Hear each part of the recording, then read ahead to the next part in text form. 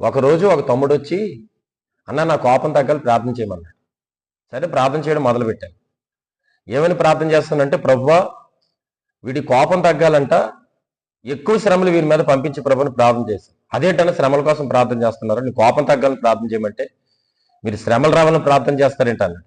మరి అంతే కదా, ఒక వ్యక్తి జీవితంలో శ్రమలు ఎప్పుడైతే ఎక్కువ అవుతాయో మనకు అనేక విషయాలు అర్థమవుతాయి. జీవిత పాఠాలు, ఎలా బ్రతకాలో, ఎలా నడవాలో, ఎలా తగ్గాలో, ఎలా మనం జీవించాలి, ఇవన్నీ ఒక వ్యక్తికి బాగా అర్థం అవ్వాలంటే శ్రమలు అనేవి మనల్ని కురంగతీస్తాయి, కానీ మన జీవితాన్ని పాడు చేయి. చాలా పాఠాలు నీకు నేర్పిస్తాయి. ఎలా బ్రతకాలో, ఎలా జీవించాలో, ఎలా చూడాలో, ఎలా మాట్లాడాలో, ఎలా ప్రవర్తించాలో ఒక వ్యక్తిని ఉన్నతంగా తీర్చిదిద్దుతాయి. ఏంటో తెలుసా, శ్రమలు మాత్రమే.